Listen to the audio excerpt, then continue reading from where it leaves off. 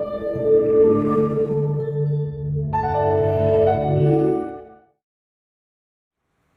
need your help to save the life of my daughter, Hillary.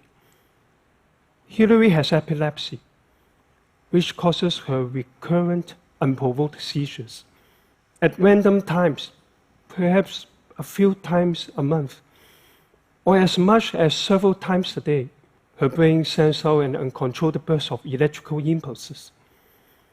For some with epilepsy, that just causes a momentary loss of focus, almost unnoticeable. But Hillary has what is called grand mal seizures. And for her, it's as though she has a hurricane inside her head.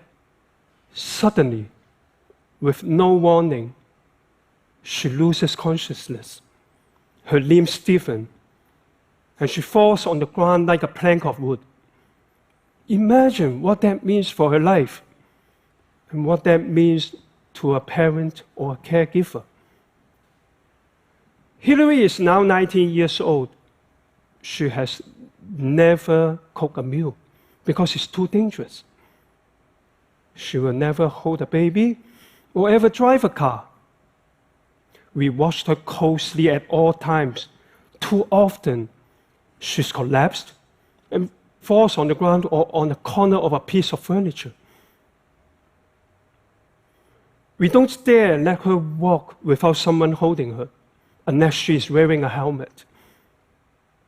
People stare at her, wondering why she is wearing a helmet.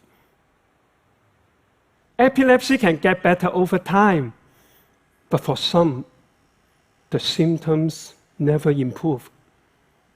For those people, it's terrifying and it's isolating. We are always worried about her. But Hillary is actually lucky.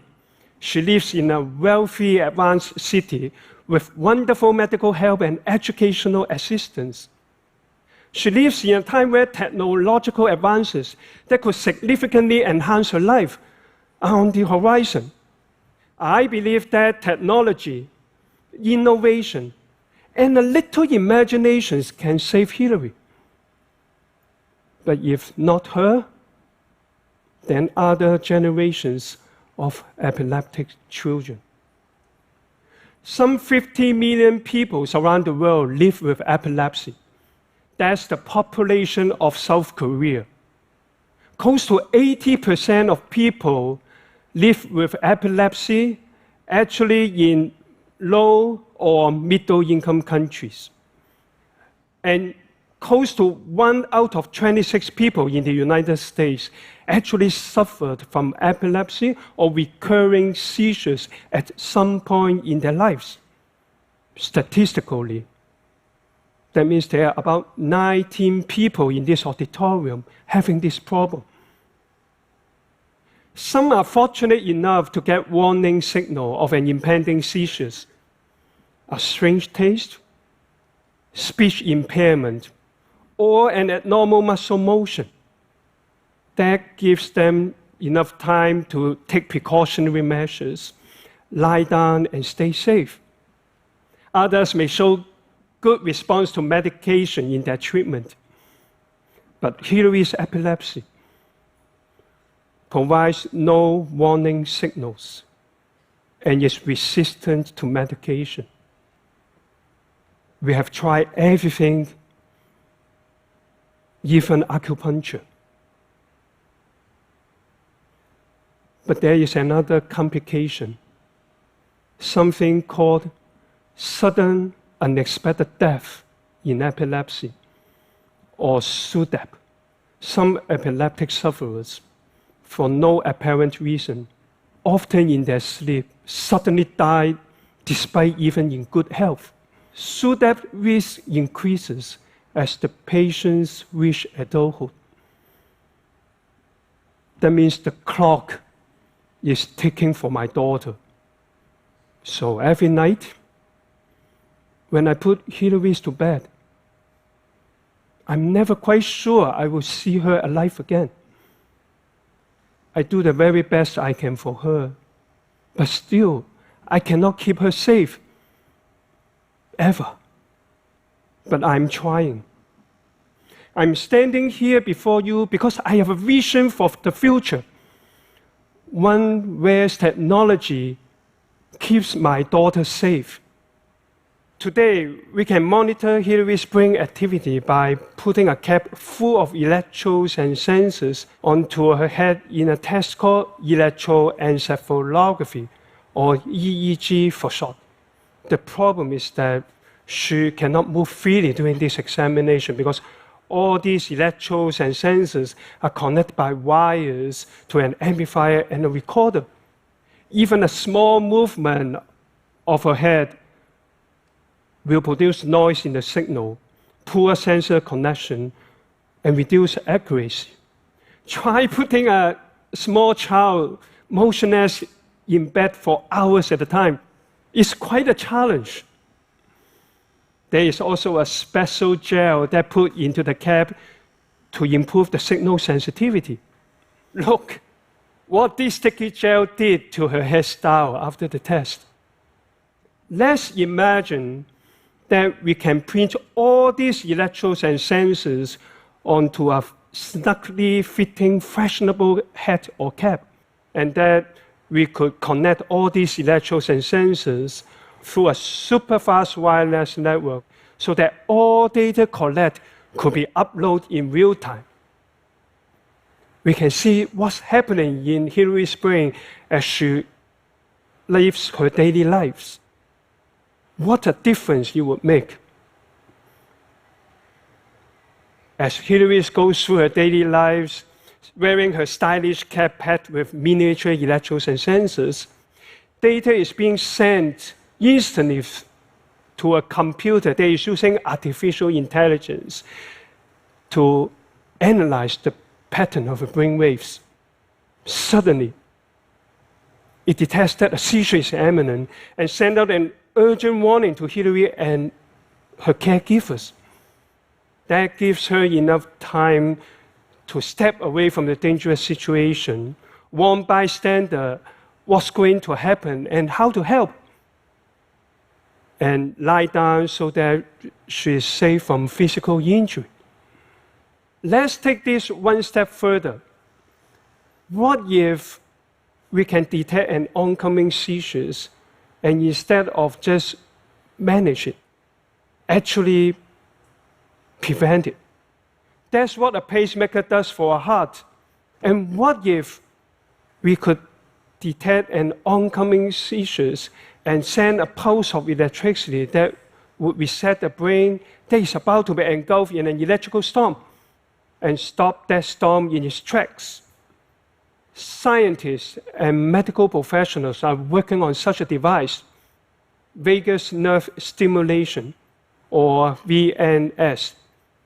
Consists of a device surgically placed under the patient's collarbone. And this device sends regular, mild electrical pulses to the brain through the vagus nerve, hoping to reduce the occurrence of seizures or at least make them less severe. This is the picture of the device with a penny against it so that we can illustrate the size of this. It's a big device, so the surgery to implant it is going to hurt Hillary. And its batteries last for only about 3 to 8 years.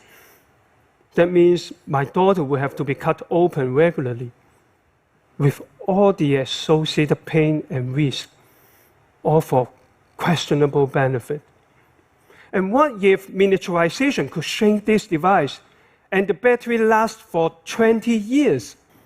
If we could make the electronics inside this device more integrated and consume less power. Maybe we could just put this device directly onto the EEG cap like an external hearing aid rather than running as a separate unit. Innovation in materials engineering also brings new possibilities. New materials might make this device more durable or more comfortable to wear. electronics materials that we develop might keep this device cool even as it's once very hot with many electronics inside. New materials are the key building blocks to unlock this new future. If we could make this device even more affordable, we can put it into tens of thousands of patients, and using big data analytics and qualitative learning to figure out how to make it even work better. Perhaps then one day we could understand the mystery of SUDEP and epilepsy. This brain problem will just become a minor irritation that is easily fixed, rather than the lifelong challenge it is today. So, for those of you in this room who are directly or indirectly working to advance technology, building a high-speed 5G network, developing a flexible electronics, making tiny semiconductor chips even smaller. Think about how your work can bring benefits beyond faster download, better gadgets, or a more powerful computing systems. That's how I now think about my work. And it gives me hope and knowledge that technology will help Hillary's life better and safer. I also have another hope, ones that go beyond Hillary and beyond epilepsy.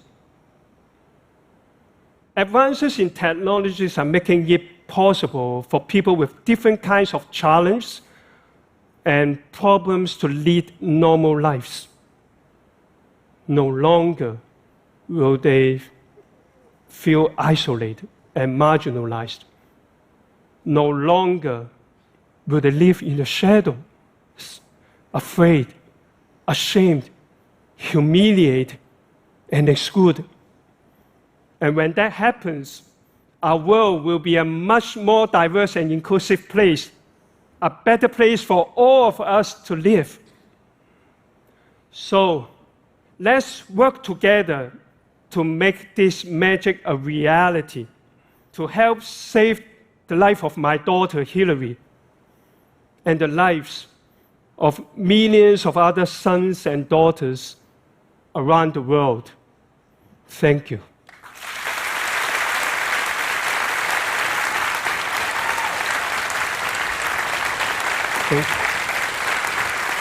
Thank you.